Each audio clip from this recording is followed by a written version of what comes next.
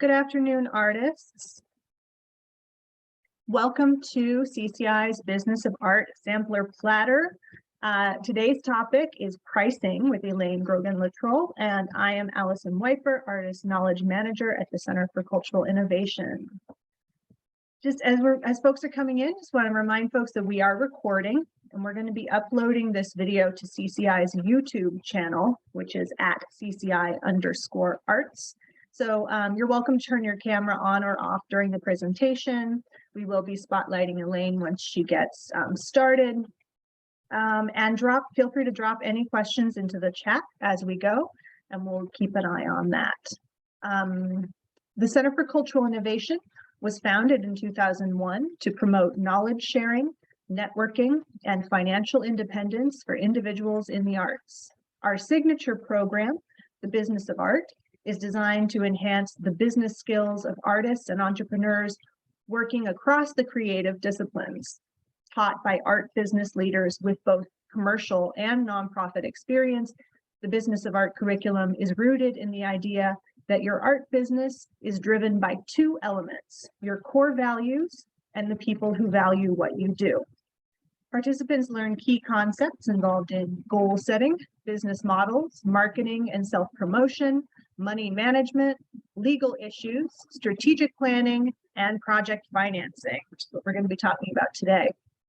Today's workshop is a highlight from what is normally a 30-hour training series. So this is just 1 hour out of 30 hours that we normally spend in a Business of Art training. The longer workshops tend to be more interactive with breakouts and conversation, whereas today's presentation is really going to be just pretty much a lecture format, followed by a couple of questions. So again, feel free to drop your questions in the chat throughout the presentation, and we'll circle back to them when appropriate. If your questions remain unanswered at the end of the presentation, we invite you to sign up for our monthly Business of Art office hours.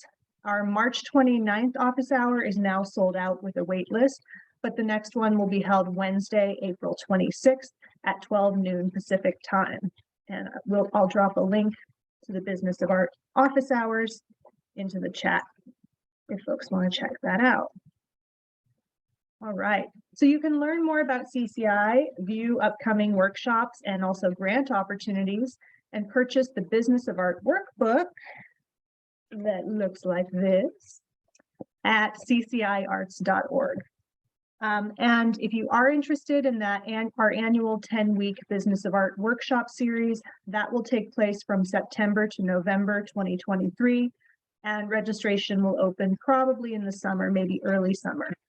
So if you want to find out about that, make sure to sign up for our newsletter and or follow us on social media. CCI has offices in San Francisco and Los Angeles, but our staff work remotely across the US. Today I'm calling in from Echo Park, Los Angeles, and I'd like to honor the Tongva, Kizh, Tataviam, and Chumash peoples on whose land I am now living, and the elders, both past and present, who have stewarded this land through the generations. I'd like to additionally acknowledge my own ancestors' role in the colonization of these and other traditional lands, and the lands that we are occupying through the virtual space, and the ways in which the technologies we are using today are part of a continuing history of colonization. So please welcome Elaine, who is a core Business of Art trainer and contributor to the 3rd edition Business of Art workbook. Elaine is the founder of Minerva Financial Arts in Dublin, Ohio. Thank you so much, Allison. Hello, folks. It is wonderful to be joining you today to talk about pricing in a very short and condensed conversation. So as Allison mentioned, definitely put your questions in the chat and we'll get to as many as we can. So our goal for the next hour or so is to figure out how to set and perhaps more importantly, communicate your prices or your rates. More specifically, I want to make sure we talk about the 4 factors that influence the price or the rates you set for your work or your time. We'll share some verbiage around those pricing conversations that come up.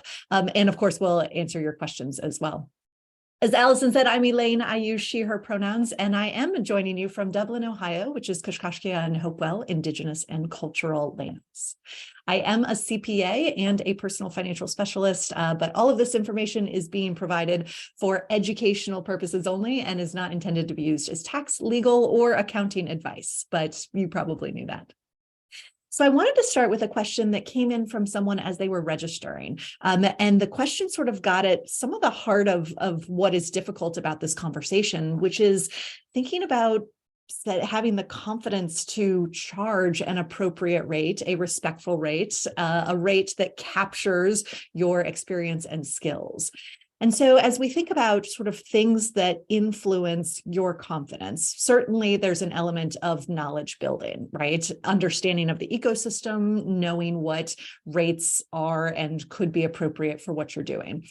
There's also an action element there. There is changing those rates periodically, talking about those rates, certainly with customers or clients, but also with peers as well. And then there's this third element, the sort of believing you can charge appropriate rates element. And that's the squishiest of these, right? We can do some math and some research around those first elements, but practicing the verbiage of these conversations, certainly giving yourself time to make mistakes, to realize you've undercharged and adjust for the next conversation, right? Having those conversations with others and also sharing stories, your own success stories and your own perhaps not so success stories is an important part of amplifying and building your own capability, your confidence, and your belief in what you are doing. So with all of that sort of context, let's talk about those 4 factors that influence the rates you charge or the prices you charge. The 4 factors are fairly straightforward. They begin with your costs, what it costs you to operate your business. We always want to make sure we are charging enough to cover those. And I often like to include taxes in those costs, reinvestment in your business in those costs, and paying yourself in those costs as well, so that we can get a real complete picture of what it really truly does cost to run your creative business. We like to take into account our customers' perspective, what they are willing and able to pay. We like to have an understanding of the ecosystem, so what others are charging for similar or perhaps not so similar types of things. And then lastly, we want to make sure we understand your own competencies, the things that make you the most special, capable person of doing the work that you are doing. We want to make sure we're really recognizing what those special things are. And we want to make sure those things are reflected in your prices or in the value you're capturing for your work. Now, for this conversation, we have some folks that sell goods or products of some sort, and we also have some folks that provide services. So I wanted to walk through each of these 4 factors kind of with 2 different examples. So we'll start with goods. This is a real life person. She's a visual artist who came to me because she wasn't making any money, even though she felt like she was working really hard and selling her work. So the first thing we did was look at her costs. And so this is what she reported as her costs. You will note, I think this is too low. She is not setting aside any for taxes and she's not paying herself, but that's okay, right? Different people come to this conversation with different perspectives and different moments. So for purposes of this example, her annual costs end up being $10,800. And that includes sort of overhead costs, but then also supplies, right? And she's generally producing about 3 pieces per month.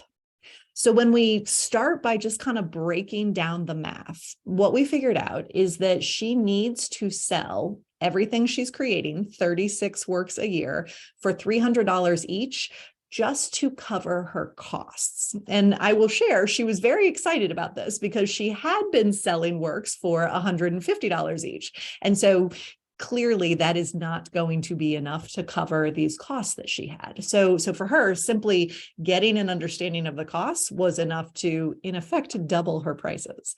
But we don't stop there, right? Because this is not only about costs, this is about much more than that.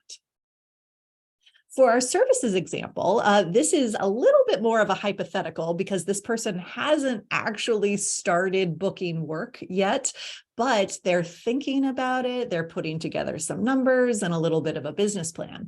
And so as they were doing that, they identified that their costs per year, including savings and taxes, by the way, end up being just under $55,000 or so, right? So we're using that as sort of the cost basis that we're going to start with. And because it's a service-based business, what they're doing is providing their time.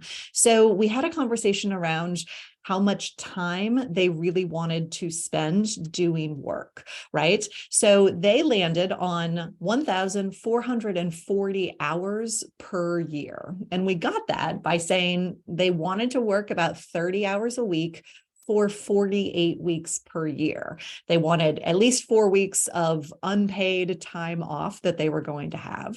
And they recognized that not every single hour of their working world was going to be spent in what we might think of as billable time or time that a client would be paying them for. So that's why they're aiming to bill for about 30 hours per week. So we crunched the numbers, we took their costs divided by their hours per year and came up with a starting hourly rate based only on costs of $38. Now, to be clear, I would probably not quote someone an hourly rate if I were putting together some sort of proposal for services. I would probably use this and let it inform some sort of flat fee that I was going to charge, right? So just because you are doing this math doesn't mean you have to share with your client that your rate is this, unless, of course, you're in an industry where that is more common. So for our goods example, we were starting out only using costs by thinking about selling each thing for $300 each. And for our services, we were thinking about using $38 to inform the rate we might charge for different work.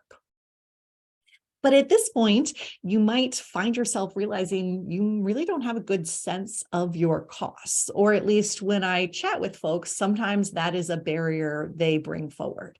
Now, if that is not you, kudos to you. But if it is you, I would encourage you to spend some time really diving into your costs. They are traceable, right? Generally speaking, we can gather that data. It isn't always pleasant to do that, right? But it is certainly something you can think about. And since we are in tax season, we know that keeping books and records is one of the things the IRS looks at to demonstrate that you are approaching whatever you are doing professionally. And of course, this gives us the information to make sure we are charging enough to cover what we are doing, our very real costs. And as I mentioned, I also love including taxes and savings in those cost numbers as well. There's a great question in the chat from Megan. Megan says, why might you advise not giving somebody your hourly rate? Is a flat fee easier for people to agree to? Megan, I think that does depend on the industry. I think it's pretty common to quote an hourly rate for design services or sometimes even for sort of illustration work. I think often it is easier to quote just a flat fee if you are delivering something to someone. I think sometimes quoting an hourly rate opens up conversations around whether that is appropriate. Is that too high? Is that too low? It also opens up conversations around how many hours it will take you to do something.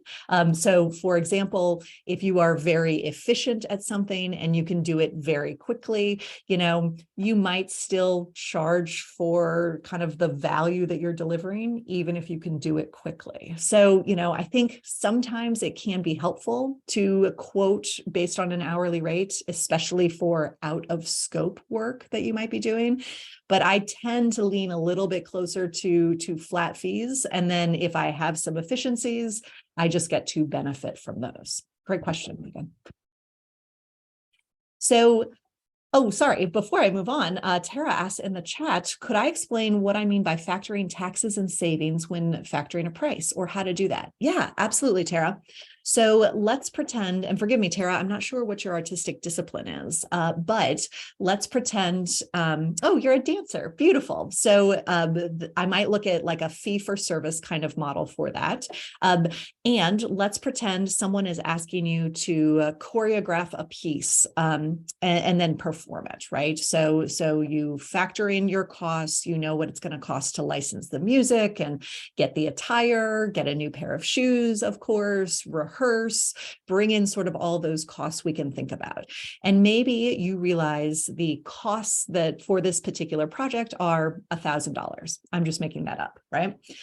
I would then probably add maybe 10 to 20% to that number, because I would say, okay, Tara, you're going to also want a little bit extra to maybe reinvest in the business or to save for other types of things, right? So I might add in a savings cushion so that you have a little bit of cash to update your website or invest in other types of things that might come up in your business. And then I would probably add another 30% if that were going to be a freelance gig, right? So let's pretend you're being paid some amount. Let's say you're being paid $1,000. That's a bad example. Let's say you're being paid $2,000 to compose this piece, choreograph this piece, and your costs are $1,000. Your net income from that is going to be $1,000, and you'll probably have to pay about 30% of taxes on that. So as I'm thinking about my costs, I'm thinking about those direct costs, and then I'm adding maybe 20% or so for savings, and then I'm adding maybe another 30% or so to pay your taxes. And then you can always think about adding a little bit more to pay yourself as well, because if every dollar you're getting is going to the piece, to the work, to your website, and to your taxes, that's not really sustaining you as a human. So that's kind of what I mean by that. I hope that's helpful. Let me know if you have additional questions. And thanks, Tara. So that's kind of the cost piece, right? The next factor we look at are your customers. And specifically, we're looking at what they are willing and able to pay. And willing and able are sometimes two different numbers. And it's important to understand and recognize that from your customer's perspective, right? So in the example of the visual artist, she was selling her work at juried art festivals. So these were higher end festivals where individuals were selected to participate. She was doing some commissions for individuals she met and sort of had developed relationships with. And generally, she was serving individuals who were affluent. They were not necessarily price sensitive, for example, right? They valued the uniqueness of a piece. They valued being seen as someone who supported artists in the community. And they were not necessarily looking for the most cost-effective option for a piece of visual art to hang on their walls. So as we think about these particular individuals, $150 for a piece or even $300 for a piece feels too low to those particular customers. And in fact, this person shared, she said, oh yeah, people always tell me I need to raise my rates. They tell me I'm very much underpricing myself. And if your customers are telling you that, there's probably a message in there you might want to listen to, right? And this was tough for her because from her perspective, it was really tough to think about spending $150 on anything, let alone a piece of art, right? And that's where we did a lot of work around the message that you are not your customer. And that can be really powerful because it can be hard to separate how we value something or what we perceive as being expensive or inexpensive, separate sort of those perspectives from what our customers think, right? Because for this particular factor, we're really interested in what your customers are willing and able to pay, right? And that means you have to kind of know who those customers are. For our services example, this particular person who's thinking about taking on some freelance service-based work was thinking about targeting different textbook companies to do different illustrations, targeting maybe different brands that might be interested in hiring someone to build out illustrations or amplify or punch up some of their social media content, right? So that was kind of one customer base that this person was thinking about. And then the second customer base was startups or friends or other folks they knew from school who were doing interesting things that might need some service-based illustration work. And I include this here because those are two very, very different customers, right? So the idea of understanding what your customers are willing and able to pay might not be a singular number. It might end up being different numbers for different segments of your market, to use sort of businessy language, or for different groups you may serve. And that's okay, right? It is okay to serve different types of customers. And it's also okay to recognize that the willingness and ability to pay among your customers may differ. And it certainly may differ geographically as well, particularly if you are someone who sells work online or who travels to do things in different places across the country or the world. So it's possible you might not know what your customers think, and that is also okay. I think there is room to figure this out a little bit through kind of formal and also informal conversations. So one easy way is just to kind of be curious and listen to what they say. Sometimes you don't have to be super curious. They will just tell you, as in the example of our visual artist, where customers regularly told her she was underpricing her work and herself, right? So sometimes they will be very blunt with you. I think sometimes we can also just kind of listen to hear what they say, or maybe hear what their questions are, or sort of gauge information. Now that's a little squishier, right? That is not sort of formal research or anything, but as you kind of spend time with your customers, you might start to notice some things, right? Maybe they say, oh, this is a really great value, for what you pay, or, or other kind of things like that, right? So it's worthwhile kind of just being curious and or listening exactly to what they tell you. And if you've been doing this for a while and you have some established relationships with your customers, you can also just ask them. I know that sounds like it might be kind of obvious, but the idea of calling up 3 or 4 of your favorite customers that have known you for a while and just saying, I'm curious, how do you perceive my prices? Or I'm thinking about increasing my rates, or I'm doing some research on my customers, sort of, what makes sense to you price-wise for what I'm delivering. That kind of conversation can be really interesting and can give you a lot of really good insights. Now, I probably wouldn't do that without offering some sort of token of appreciation. So I might send my favorite customer sort of a coffee gift card to a local shop, or some sort of thank you that recognizes that I appreciate what they have shared with me. I also probably wouldn't call them out of the blue. I might send them a note that says, hey, I'm doing some research around my pricing. Do you have 15 minutes for a call or a Zoom chat, right? Because this is a lot about the relationship as much as it is about sort of the math that goes into setting your prices, right? So something in there around doing some customer research could be very helpful. Our third factor that goes into the pricing is the competitors. So who else is doing something that feels like what you're doing? And this relates to a question that Lori asked in the chat. Lori asked, what about pricing prints, either Glycee or printing press? Is there a separate formula? And I apologize, I actually misread this question. So I think I might say, Lori, that kind of depends on your customers, and it also kind of depends on your costs, right? So there absolutely could be different price points there depending on your production process.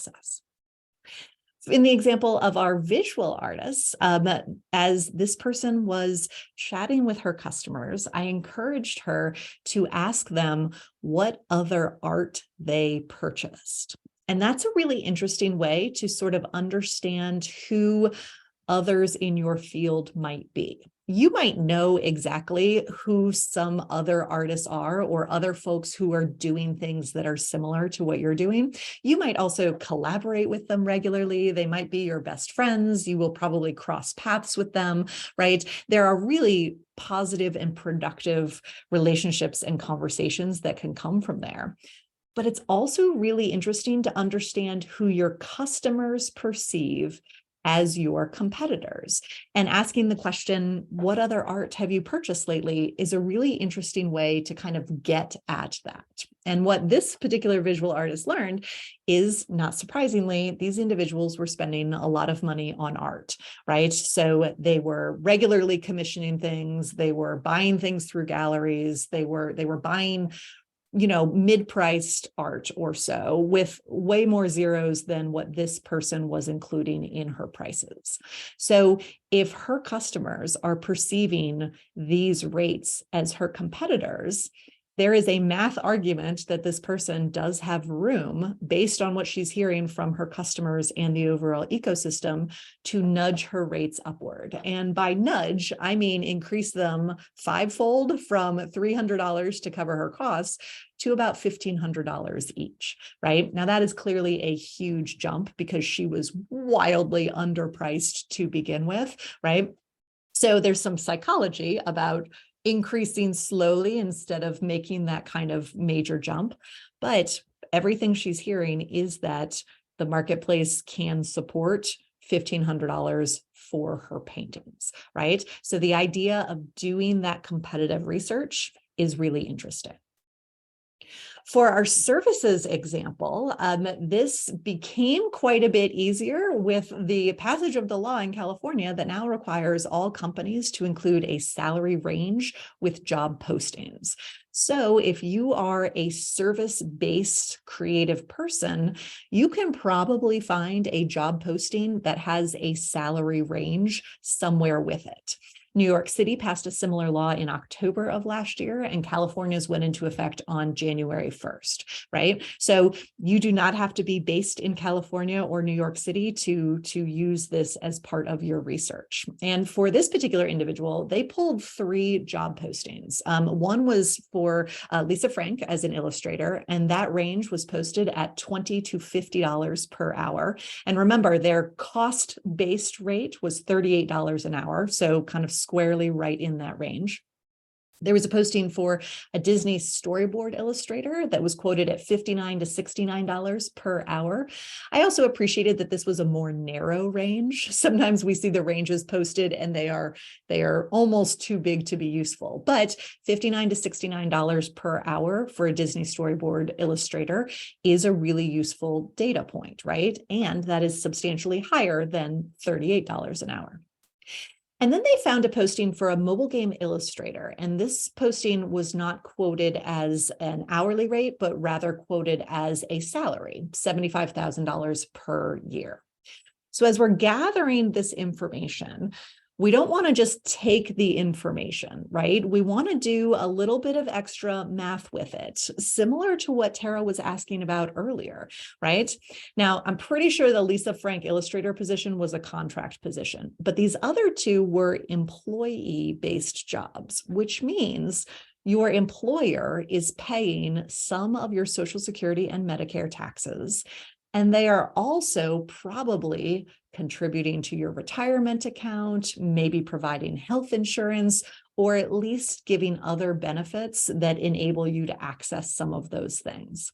So a very rough estimate is to say the value of those benefits from the employer's perspective is about 30% of what they pay you. So what I did is I took these starting rates and then I increase them by 30%. Because if you are pricing yourself as a freelancer or a contractor or someone who is self-employed, you are responsible for your health insurance and your retirement and all of your self-employment taxes, the employee and the employer portion. So I would nudge up these rates by about 30% to get what a comparable amount would be. So based on this, right? Remember, the person originally started with $38 as their target rate based only on their costs. I would probably say there's room here to nudge that up to between $50 and $60, right? Simply based on the ecosystem, the marketplace, what others are paying. Now, there is an argument to be made that Lisa Frank and Disney, and I forget what company this is, are major companies probably paying at the higher end of the scale in a relatively expensive state, right? So if this person is looking for smaller companies in a less expensive marketplace, perhaps we adjust for that as well. But I would also say, I'm not aiming for the highest end of the rate here, right? I'm kind of in the middle. So some of that is already accounting for geographical differences and company size differences. Now, at this point, as you're thinking about your competitors or others in the field who do what you do, it's easy to believe, and it is not untrue, that sometimes there's a hesitation to talk about money when it comes to having candid conversations with others. And I would say that is true, and also not absolutely true. I think you might be surprised at how willing folks are to have candid conversations, especially with your peers, your mentors, others in the field who are doing what you are doing. Just earlier today, I was facilitating a lunch and learn conversation, and the subject of pricing came up. And there was a musician on this, or part of this conversation, who shared every time he is doing something for a new client or a new host or some sort of new gig, he calls around to his network to see who has worked with them before and asks what they paid them, right? And I don't think I challenged him, but I invited him to sort of say more about that, because my question was, is it really that blunt? Do you really call this person and say, hey, what did this group pay you last year? And of course, no, it's not always that blunt, except for some of his very closest friends. He said he led with vulnerability. He said, I'm working with this new group. I haven't worked with them before. I know you have. I'm curious about your pay scale. I want to make sure what I'm quoting is sort of within the range, right? And so the language was a little bit softer than just what did they pay you, right? But there was context there. There was equity there, as he was recognizing that it was appropriate for musicians to kind of understand what the going rates were and to sort of understand what the marketplace was like, right? So I thought that was an interesting and timely story. And it also does illustrate that sometimes people hesitate to talk about this, but often people are more than willing to kind of share their experiences. I will say I find they are not often willing to share those experiences in writing. So this is another conversation for, popping into the person whose studio is next door, or, having a casual chat with someone, or a chat that feels less formal than some sort of written communication. Lior has a really interesting question in the chat. Lior says, what can you do when your competitors are underpricing you?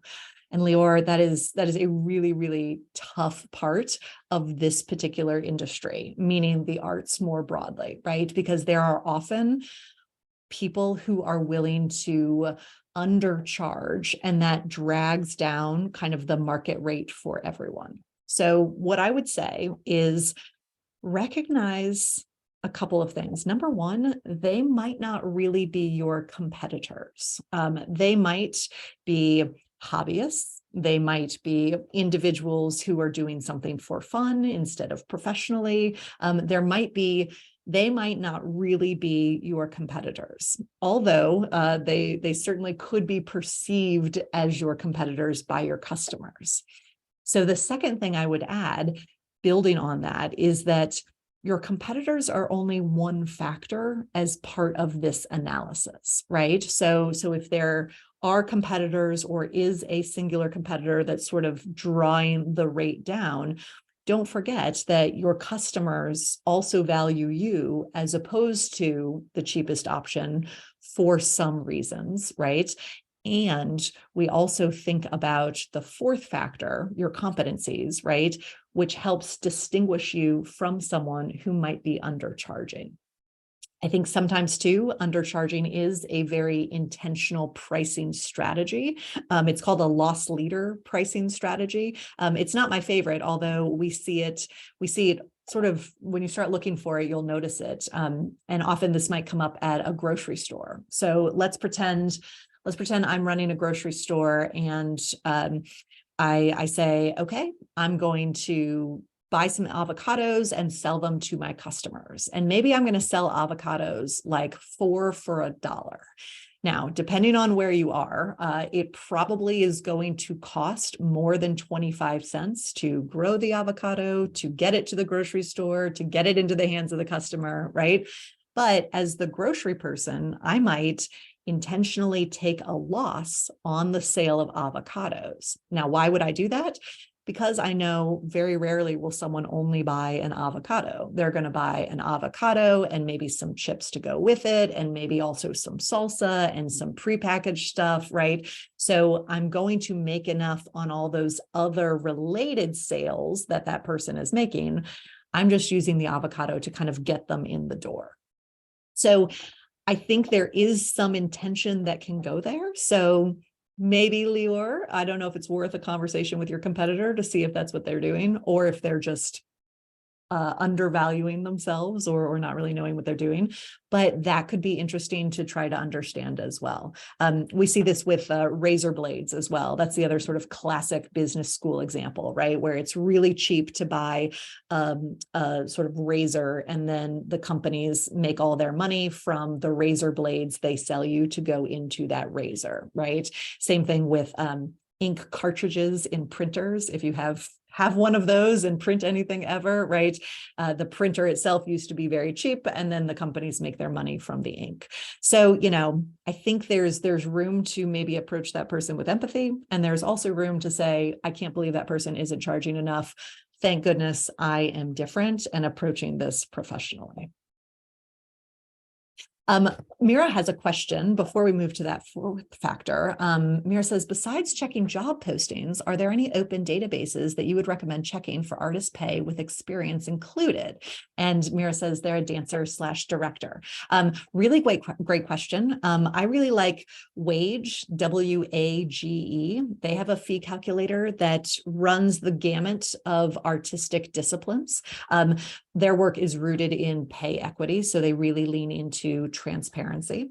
I would also say there are a lot of industry groups that do different sort of surveys around what people are charging and what different groups are paying. So if you are part of any sort of equity group or union groups, there's some really interesting research there.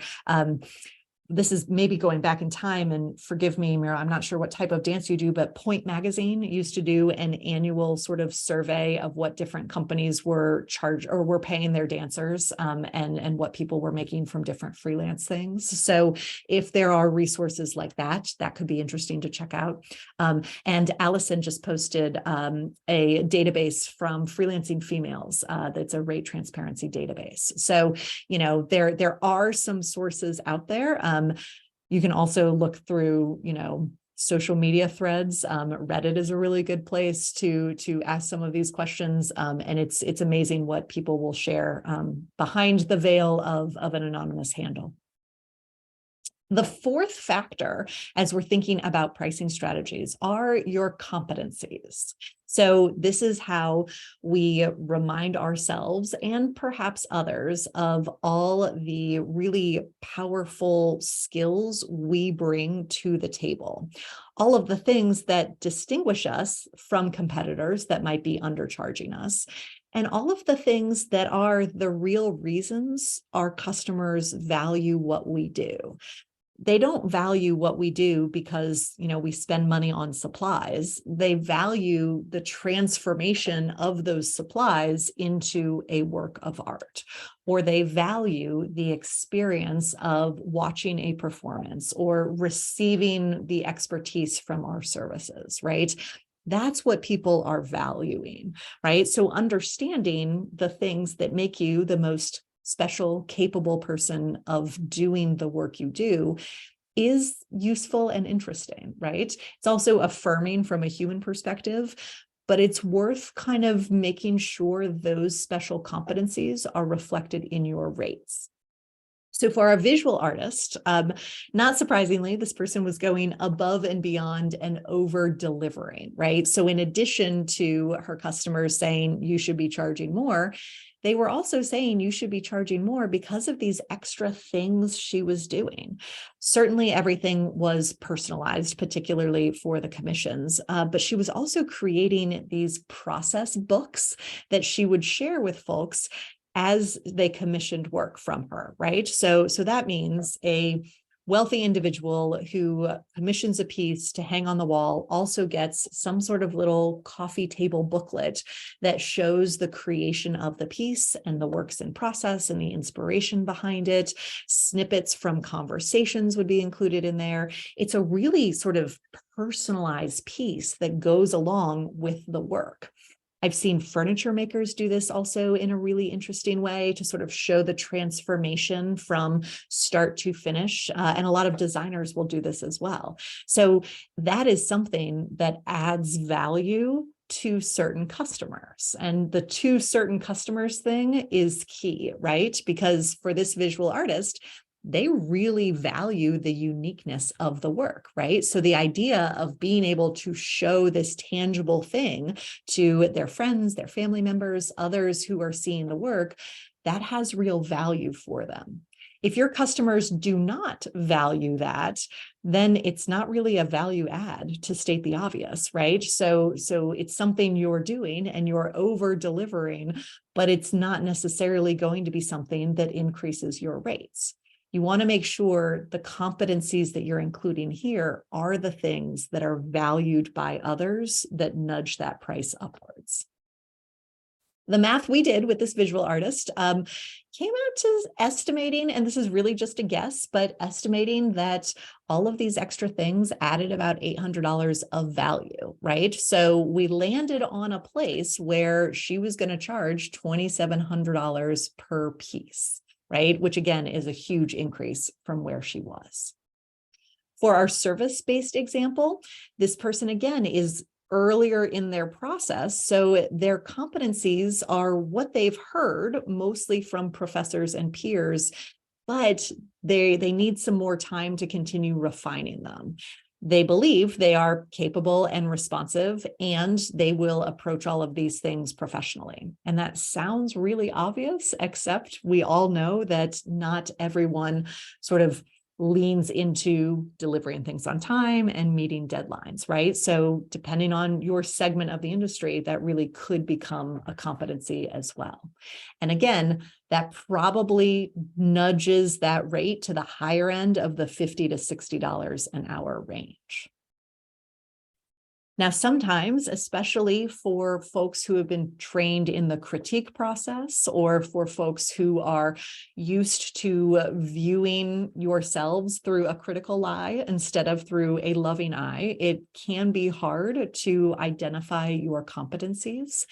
And I would invite you to seek some feedback on this if you're not quite sure what they are. And I would seek the feedback from those who know you best, your peers, your mentors, your professors, your teachers, those that really love you and value you. You can also ask this question of your customers. Maybe if you're already reaching out to them, maybe there is a final question that says, how would you describe my work? Or what is it about my work that you think is really, truly special and different from other things you're seeing? Or something like that, right? The verbiage that feels comfortable to you. And then you can also just sort of reflect on the compliments you've gotten, the nice things people have said over time, to see if maybe there's something in there.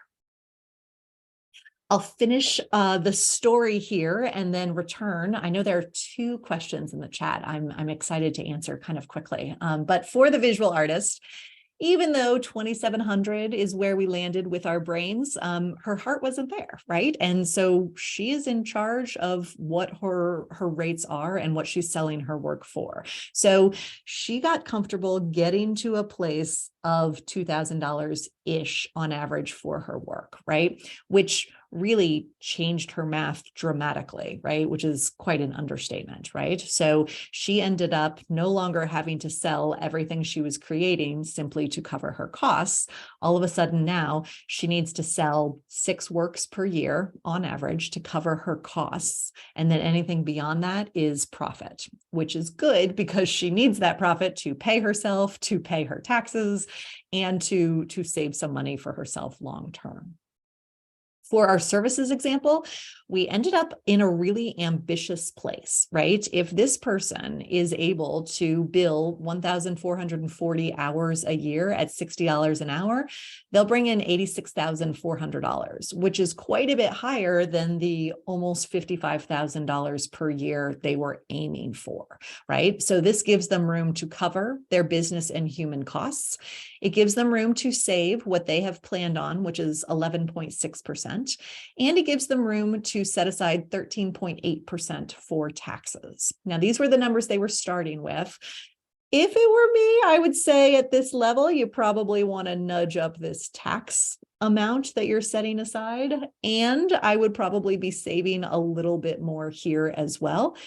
It's also possible that this person will not end up totally hitting this as they are just getting started, right? So there's some wiggle room in there. But I would probably set aside considerably more for taxes and savings, especially with this much wiggle room. So those are our 4 factors. As a reminder, they are your costs, your customers, your competitors, and your competencies. And those 4 things influence the value that you are providing and how we're capturing that value. Elena has a question in the chat. What do you think about different prices for cash versus other kinds of payments? And Elena says that there are some legal issues to be careful of. You are exactly right, Elena. Here's where I land on that. I generally assume no one's going to be using cash, and I make sure I am including all those fees, the credit card processing fees and all that other stuff into my costs, right? So if someone ends up paying cash, great. If I want to give them a little bit of a discount just because I can, right? But I generally factor in all of those fees into my costs and make sure I am covering them. Elena also asked about sliding scale pricing. I love sliding scale pricing, and we see it in different ways. Sometimes it's a pay what you want or pay what you can type of model. Sometimes it is a true sliding scale. I think as often as we can sort of meet customers where they are, I think that makes sense, and that's generally a good thing to do. I will also say, depending on your discipline, sometimes people get really nervous about sliding scales or pay what you want kind of models. And especially when they were kind of brand new, everybody thought everybody would just pay the cheapest amount. But what the research has shown us is that as people have different options, right, almost always the average price folks pay ends up being just a smidge under the midpoint, right? So let's pretend you're doing kind of a pay what you want kind of option, and you have a $35, $45, and $55 class you are offering, right? And you invite people to pay what they want, $35, $45, or $55. The research would tell us that the average price for folks that enroll in your class would probably end up being like $42, $43 or so, right? So just a smidge below that midpoint. So as you're determining your range and putting together kind of your numbers and your metrics, setting the range to sort of end up at an average price that is enough to hit your target is probably the final step of the analysis. I'm going to go back to a question from earlier. Could I talk about the dynamic? Was this the question I was looking for? Could I talk about the dynamic of saying your number, your flat fee, versus asking others for their budgets? This is from Onyx Montes. I love this question because it gets to sort of the heart of who says the number first, right? And there are different schools of thought here about kind of whether you should be the first person to say your number or the second person, right? I think if you know you're talking to someone that is more affluent, let them throw out the first number is the general rule of thumb, but you don't always know that, right? So that gets us to a point of thinking about kind of talking about money and this idea of price anchoring or offering ranges, right? And so I will say, generally, I like to have sort of a qualitative conversation first before I get to a number place, simply because I get a sense of how easy the person is to work with. I get a sense of what they're really asking for, and I have a better sense of how long that is going to take me, as opposed to maybe just having some sort of standard price list, right? So my favorite question to ask after we've gotten through sort of the fun part of talking about an idea or a project is, what's your budget, right? Because that immediately then invites them to give me a number, right? Sometimes they have no idea. And if I'm starting to get an idea, and especially if I think this might be more than what they think, I will often say something like, my normal rate for something like this is $5,000 or whatever my sort of anchor price is. And that allows us to then kind of use that as an anchor and then react to that number. Alternatively, if you want it to be a little bit softer, you could say something like, oh, well, the thing we're talking about or this type of project would generally cost between $12,000 and $15,000, right? So you're giving them a range. I would say, though, make sure you are comfortable at the low end of the range. That doesn't mean you will end up there, but if you're going to offer a number, make sure that you are comfortable if they say yes to that number.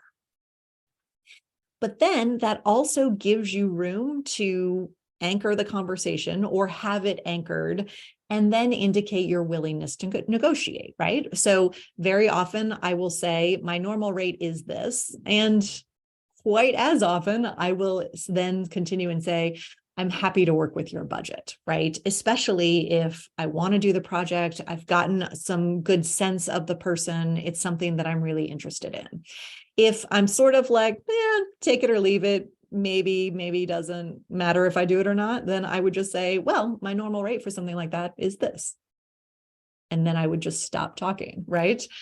I could also, instead of inviting by saying, I'm happy to work with your budget, I could be slightly more assertive and say instead, does that work with your budget, right? So it's the same spirit of the conversation, but a little bit less invitational, right? So there are different ways of phrasing what you're getting at, which is, hey, I'm willing to work with you on this. And you can sort of find the phrase that you feel most comfortable with as you're having these conversations. When it comes to that range, there's often sort of the minimum acceptable amount. So if you've done those 4 factors, right, you have sort of the target price. It's also worth understanding what the absolute minimum you would accept for something is. And this might vary based on the project or the piece. It should probably be informed at least a little bit by your costs, right? To make sure you're not losing money on something, but there is probably a minimally acceptable amount. And there might be intangibles you're getting as part of something. We talk about exposure all the time and how you can't eat exposure, which I totally understand and get. And also, if you really think you're getting something out of doing this project and you think what you're getting is valued at a particular level, you can sort of consider that. I would also say, you can't eat hope and delusion either. So, let's pretend someone asks you, donated work is a classic example. Let's say an organization asks you to donate work for their charity auction, right? And, maybe you think, okay, this would be good because the person on the board is a well-known art collector, or they also sit on the board of this gallery that I've been trying to get a meeting with for forever, right? All of a sudden you have a very specific thing you can ask for, right? And you can say, I would be happy to, I love your mission, I'm happy to be part of it. In addition to attending the event, getting a list of anyone who bids on my piece so I can follow up with the folks who did not eventually win the piece at auction. I'd also love if you could arrange a meeting with so-and-so from your board. I've been trying to get in touch with them for a while. Could you facilitate a lunch for us or something like that, right? It's okay to take steps to make the intangible more likely to occur. And then it's also important to know how to walk away, right? It might just not be a fit, right? And at some point, if somebody is just really pushing you on price, you might just decide it's just not worth it, especially if you are in a position to know that you don't necessarily need that particular thing, right? So finding the verbiage to walk away without burning the bridge is huge. I also really like referring to others, right? You know who the other people you can refer to are. Maybe it's someone a bit junior in their career. Maybe it's someone with a slightly different aesthetic than you, right? Whatever it is, if you could refer to others, sometimes that's helpful as well. And I will also say or add at this point, once you say yes, right, or once you've kind of reached agreement, there's no more negotiating at that point unless something changes, right? I am all for advocating for yourself. I am all for ensuring that you are getting an appropriate rate. But once you've agreed to something, there's no more room to advocate for yourself with that particular client unless something changes, right? If the project changes dramatically, yeah, you can reopen that conversation. But the advocacy really does have to happen before you've kind of reached the agreement. After that, then you just execute the thing as a professional. Someone did share as they were registering, if what to say to this idea of, can I just meet with you to, pick your brain or something like that. And what I always come back to here is for yourself, understanding the conditions under which you would say yes to that, right? Because that is really what has to drive whether or not you're saying yes or no. Maybe you always agree to meet with students because when you were a student, someone helped you once and that feels really good to you. Or maybe you say that you can meet with 4 people per year, or maybe you always hang out at this coffee shop from 10 to 11 on Friday mornings. And so you're going to be there anyway, so they can come chat, right? What are the conditions under which you would say yes to that? If there are no conditions, then just say no. If there are conditions, right, then just set boundaries that respect those conditions. So maybe it's verbiage around, well, I can't meet with you so you can pick my brain, but I do have 20 minutes on Wednesday afternoon while I'm going to be in the car from point A to point B. I can talk to you for 20 minutes then. Or maybe that's not an option and you say, oh, no, sorry, I can't meet with you for you to pick my brain, but if you have some questions via email, I'll be happy to look at them. You can also just say no. I mean, no is a complete sentence, although we don't always use it that way.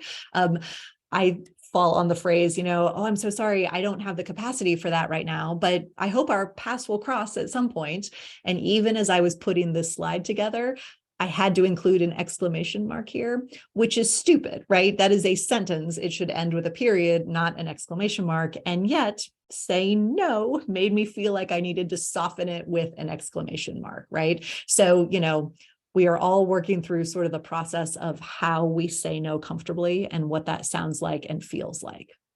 You can also say no by giving them something else or redirecting them, just saying, oh, sorry, I have no time for that, but check out these pages on my website or scroll through my social media because I've answered a lot of those questions and that might be useful to you, or something like that, if you have those resources to share, right?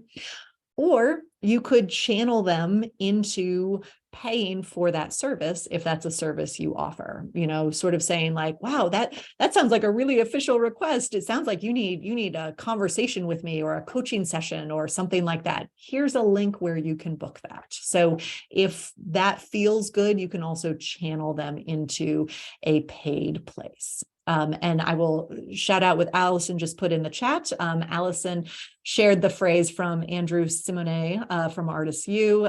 Here's what will make it possible for me to say yes to this, which is a really, really powerful sentence to say. I will end by acknowledging that this is really, really hard. And the confidence piece and the conversation piece is often the hardest part of it. And I totally and completely believe in your ability to navigate all of this, the squishy parts, the less squishy kind of math parts. And I think that's really, really wonderful. So I'm going to go back to our chat. Onyx Montes says, for in the example of getting something intangible, is that something you recommend putting in a contract or a less formal way? Probably less formal is my gut, but I don't mind having it written in a contract. I don't know how you would enforce that though. And so if I can't enforce something in a contract, I probably am not going to put it in there. Another question from Lior. Lior says, I sell at markets and festivals with an art collective representing over a dozen artists. Most items are priced, but the zines are on a sliding scale. And Lior says it's not unusual for someone to pay $20 for just one 6-page black and white zine that costs 30 cents to print. Yes, the value, what someone values there is really, really powerful. All right. Let's see. Oh, a price per square inch. Megan said, asked about sort of very, very tangible formulas. Price per square inch is one we see in visual arts world. Sometimes if you're a quilter, they have very specific pricing per square inch approaches. I would say it depends on the industry, right? And there are often those norms. That to me totally and completely influences that sort of competitive rate, right? So what are others charging? And if there is a very clear set standard there that you don't feel you can differentiate from, then I would anchor there and then think about the other factors to make sure that rate is working for you. I think I probably missed some questions. I'm sorry, Allison. But as Allison said, you can always sign up for the office hours and get extra questions answered then. And Allison, I will kick it back to you. I've gone 2 minutes over. I'm so sorry, but thank you for hosting this today, Allison. Thank you, Elaine. No, I think you absolutely addressed every question that I kept track of anyway. So I think everyone's questions were answered. If not, again, Business of Art office hours, the one in March is now sold out, but we'll have one in April. You can sign up for that. Also, I encourage you, if you're interested and you don't already have a copy, to purchase a copy of the Business of Art book. This information that Elaine shared today is in here with worksheets that you can fill out, work with a friend or something like that. We dropped a link into the chat for feedback. We really, really valued your feedback. This sampler platter idea is a new thing we're trying out. Just little snippets of content from the Business of Art. Again, the next Business of Art, the CCI will be presenting, will be virtual, online, available to anybody, anywhere, and registration will probably open in the summer. So keep an eye on cciarts.org. Next week, our Business of Art sampler platter content will focus on business entity types from a legal perspective. So we'll have a lawyer, an arts lawyer expert, Casey Somar, joining us, and she's going to talk about how to choose between LLC or nonprofit, 501c3, or fiscally sponsored organization, and make those kind of decisions from a legal, not tax, but legal perspective. So I hope you'll join us for that. Thank you, everybody. Have a wonderful afternoon. Thank you, Elaine, and thank you, Stephanie, for helping out. And everybody be well. This recording will be on YouTube by tomorrow. All right. Thanks, everybody.